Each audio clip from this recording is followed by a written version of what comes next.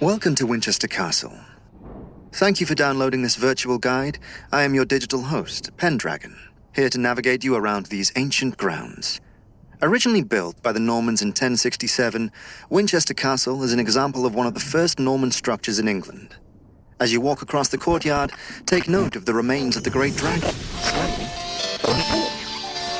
Please continue walking towards the Great Hall. The Great Hall is the only fully intact building in Winchester Castle. Built in 1222 by King Andromeda the All-Father, it functioned as a central meeting room for banquets, tabletop role-playing games, and most famously, it hosted the trial of Francis Castiglione. The key attraction in this room is undoubtedly the Arthurian brambles hanging from the gibbet wall.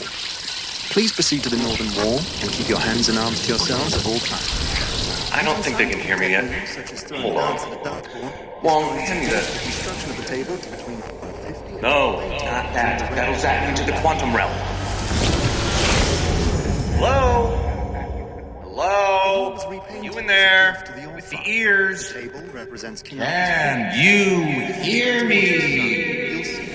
Maybe I should have used the wings of Iris instead. Windows. King Arthur had 24 and 24 and 24 and 24 knights in his retinue. Wyatt Castle. Is that an audio guide? Trust me to find the one person who dreams about walking around historical sites. Okay, well, we can work with this. If I can just get in there. And most famously, Sir Lancelot. Notably missing is the name of Arthur's supposedly wisest advisor, Merlin the Wizard, lending credibility to the theory that Merlin was purely a literary creation. They're wrong about Merlin, by the way. Old Merlin is absolutely real. Would blast this bozo to prove it. Is this why we're here? Wizards? There's definitely some sort of magic wielder behind this. I can feel the tang of it in the air, even from outside the dream. In fact, let's test that theory and see if there's enough excess magic for you to harness. Yes, you, dear listener. Dear dreamer, listen, just wave your hand and, in your most confident voice, say, "By the bolts of Balthak." I can't help but notice you're not waving your hands. Is it because I'm currently a disembodied voice in your head? Would a name help? Mine's Steven. And look, I'll explain more in a moment, but it'd be a great help if you could just test this one thing for me first. Repeat after me. By the bolts of Balthak!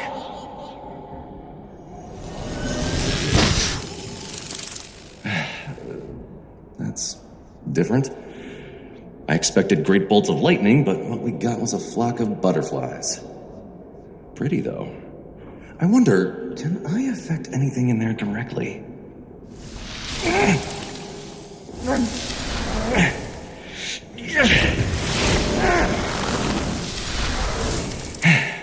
Tough to break through. Nothing on your end? No. So, what does this mean? And now, if you proceed to the end of the hall, please, checkpoint 2. We'll revisit that thought, but while it's distracted, listen to me very carefully. You are in grave danger. And without me, well, I presume you'd like your brain to remain in one piece and inside your skull, yes? And listen, I don't want to be overly dramatic, but if a magic wielder of this power escapes, if I'm even half right about it, we'll be lucky if it's just your brain. More likely it's every human within 600 miles looking at an instant and very sloppy craniotomy, with a lingering side effect of existential threat to all life on the planet. You can trust me, though. I've seen things like this before. I just need to figure out the exact nature of how it's controlling you before I can extract you. So keep walking. Keep listening to your tour guide, and I'll see if I can snip this pesky parasite out. That way it won't know I'm having a peek inside your mind yet. Go on, go!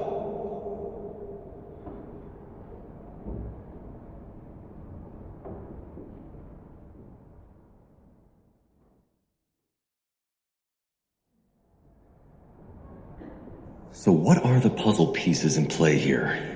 A castle, knights, a round table. What can I do with this to lure our mysterious magic caster out? One approach would be for me to use the golden rings of Galdar, but it could shatter your mind. Think, maybe something to do with a princess? Dragons? Draconic princesses? What do princesses do? Sing to birds, use their hair as ladders, get pricked by brambles and fall asleep.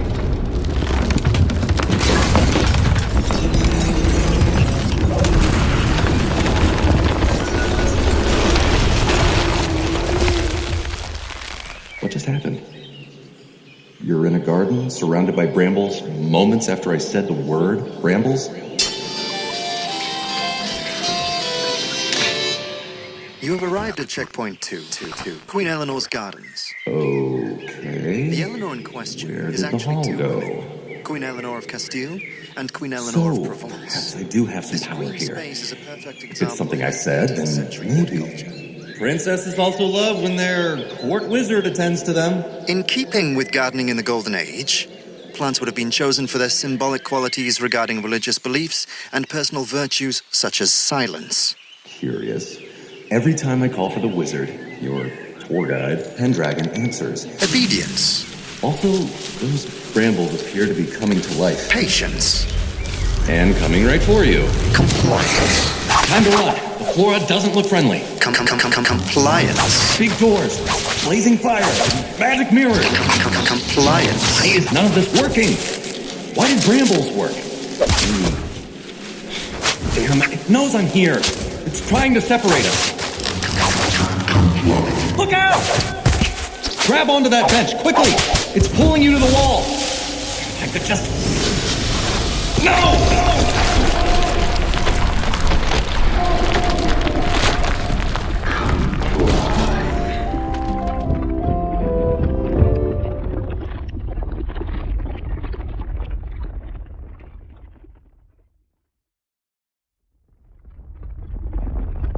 All prisoners are kept in the castle dungeons at His Majesty's leisure. All prisoners must behave. All prisoners will be punished. Do not try to escape. Do not run. Do not pass go. To escape is to be punished by death. Death. Death.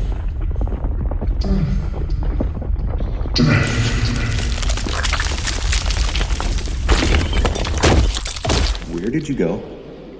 That thing pulled you right into the wall. I didn't expect that. I thought it'd try and keep you safe and intact for a bit longer.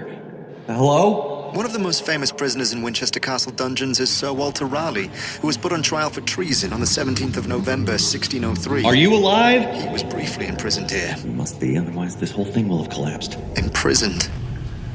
You are imprisoned.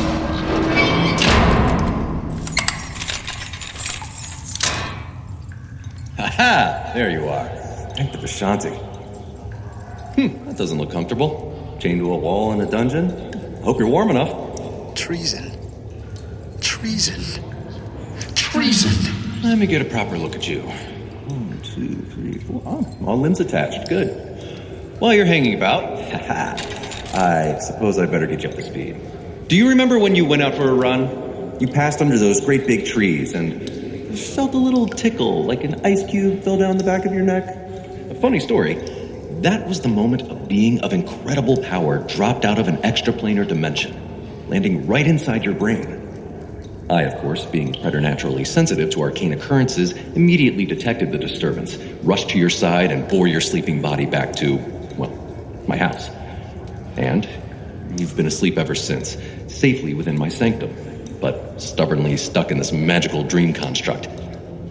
I've managed to tap into your dream with my voice so far, but given how surprisingly volatile this being's intentions with you seem to be, and how dangerous it might be if it overwhelms your psyche enough to take your place in the waking world, I've decided I'm going to have to come in there and stabilize the situation myself.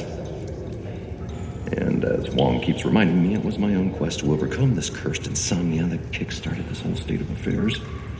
Luckily for you, I was on hand to help out, and make sure this dangerous being doesn't hurt anyone else. Oh, and you, of course. Now, why you?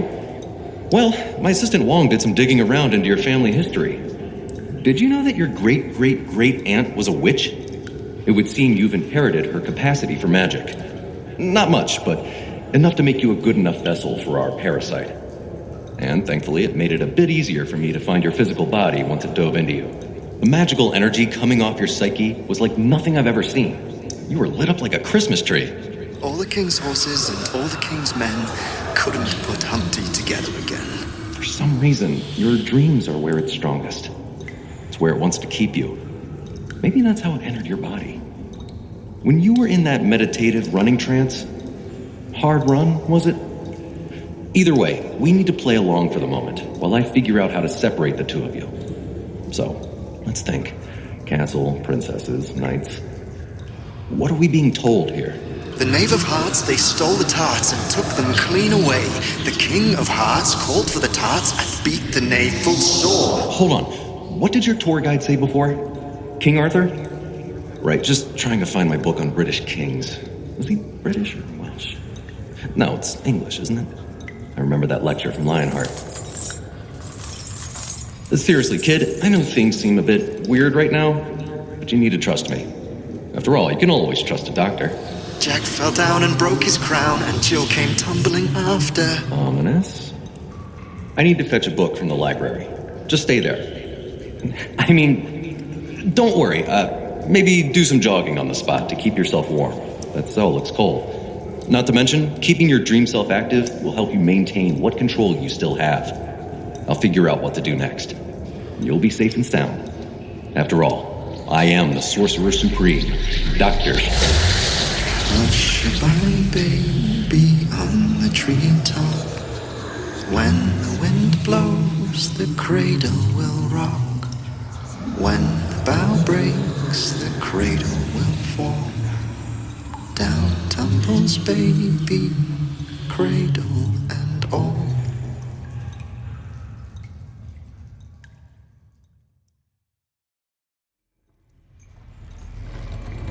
Rock-a-bye, baby, on the treetop. When the wind blows, the cradle will rock. I return. Broken out yet? No? Never mind. I've got a plan. Thanks to my book of Arthurian legends. I'm going to need you to look for a sword. The sword. The big, heroic sword. Excalibur. If you can find it, it'll act as a homing beacon for me to physically break into your dream world. I also took the opportunity to call on a friend for some assistance. I think we may need it. When the bough falls, the cradle will break. Right, the sword. It's found in 2 locations. The classic sword in the stone scenario, and in a great lake in England. I must admit, not a big fan of England. Gloomy moors, gray sky, gray lakes, and that gray, drizzly rain that manages to soak through your clothing. Not for me, thank you. The tree blows, the cradle will fall. What in the 9 circles of hell?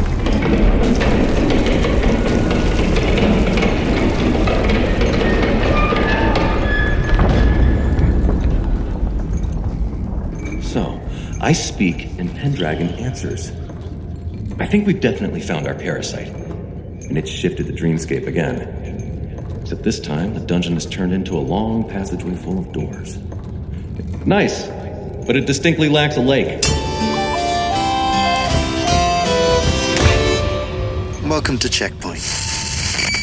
If you proceed through the door ahead of you, you will find yourself at the Great Lake.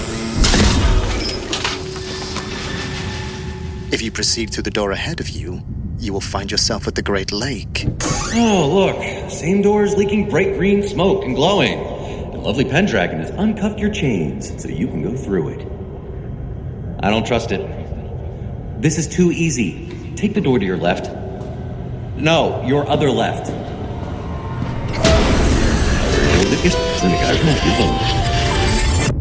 If you proceed through the door ahead of you, you will find yourself at the Great Lake. Okay.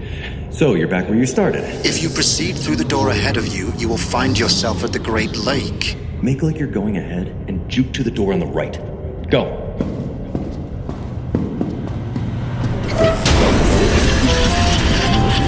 If you proceed through the door ahead of you, you will find yourself at the Great Lake. Okay, one more time with feeling. I've got a tracking spell locked on you. Maybe I can change the course. Quickly, run. If you proceed through the door ahead of you, you will find yourself at the Great Lake. Keep going. If you Again. proceed through the door ahead of you, you will find yourself at the Great Lake. Why isn't... How strong is this thing? Well, you know what they say about madness and doing the same thing over and over. We'll just have to trust in the process. I'm right behind you. Metaphorically. Physically, however... Never mind. Put your best foot forward and open the green smoky door. Welcome to the Great Lake.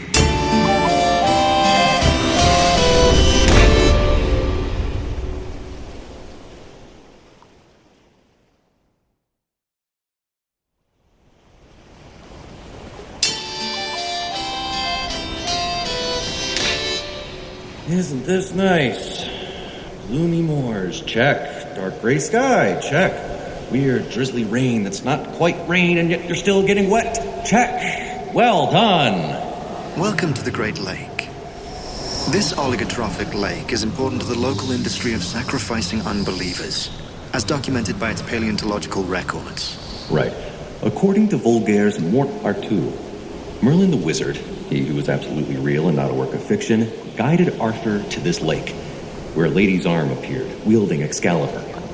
Interestingly, some claim the lady to be a Celtic goddess, but in my experience, she's probably a water spirit.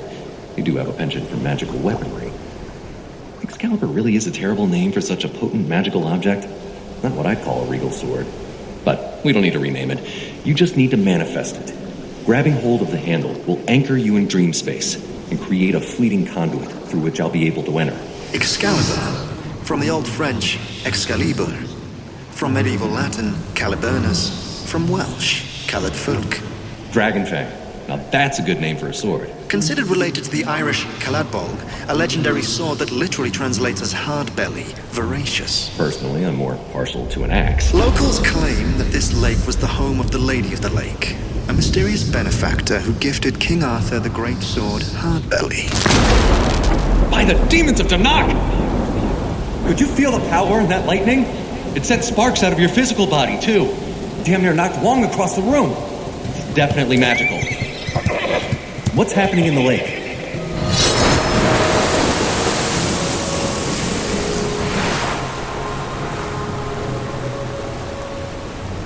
There it is. Excalibur. Never mind that it's being held up by a lady's arm that's glowing green. Things are probably going to get a lot stranger before I can get you out of there. Please do not swim in the waters of the Great Lake. Although it appears clear, the water contains several organisms that are dangerous to human life. Human life. You can really tell when Pendragon doesn't want you to do something, can't you?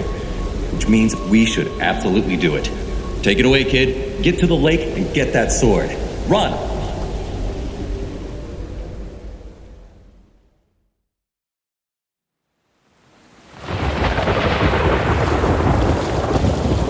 I must say, you made it to the shoreline in excellent time.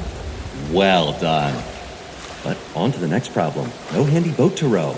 Time for you to test your magical prowess again. Focus. Deep breath in. And try to summon a boat into being.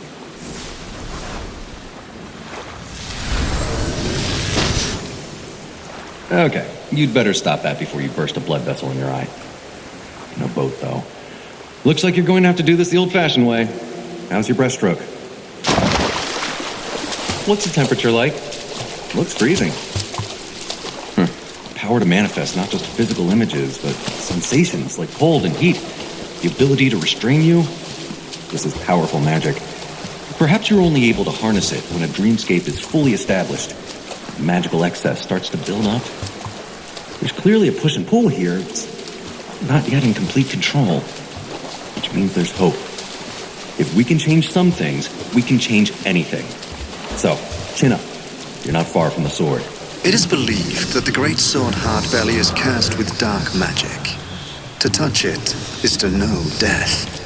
This was proven by King Arthur, who was mortally wounded in battle and only released from agonizing pain when he returned the sword to the lake. Don't listen to Pendragon. It's just trying to scare you.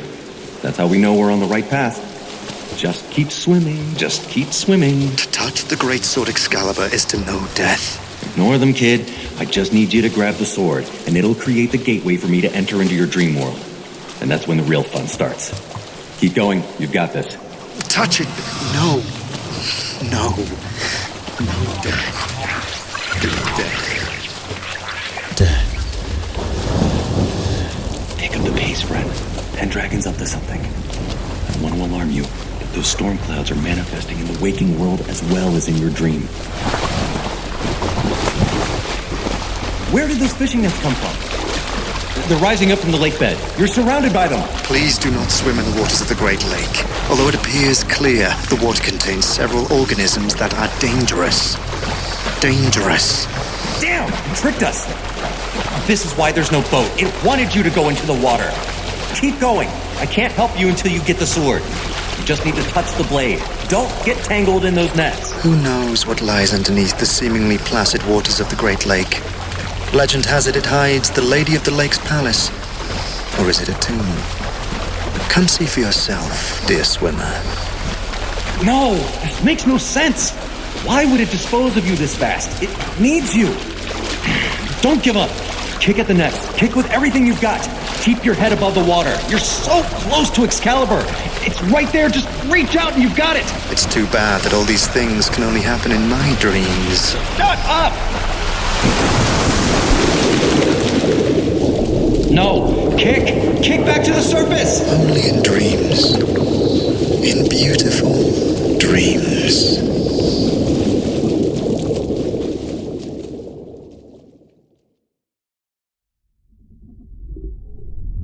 You have arrived at the tomb of the Lady of the Lake. If you open your eyes and look to your left, you will see the foundations of her palace. Look to your right and note the remains of those who swam before you. And below, you will discover the never-ending depths. Close your eyes and relax. Slip into the endless sleep. We hope you have enjoyed your tour of the Great Lake. Please consider donating to support future maintenance of this historical site, and kindly exit through the gift shop. Sweet dreams.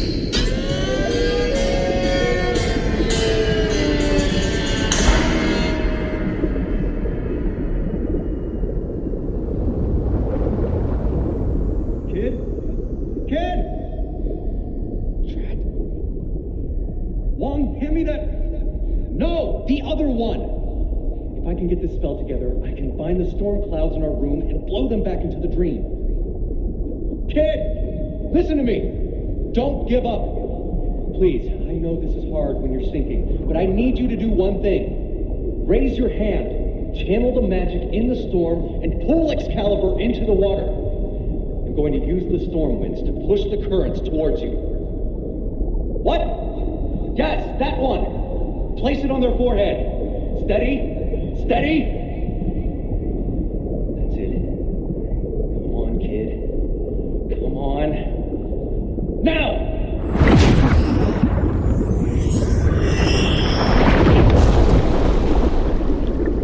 My ageless Vishanti, you blasted the sword right into the lake.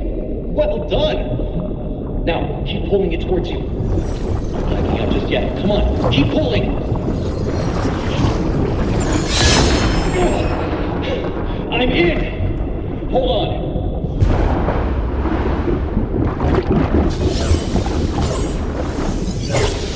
There. I've cut the nets off of you. Now grab onto me. And up we go.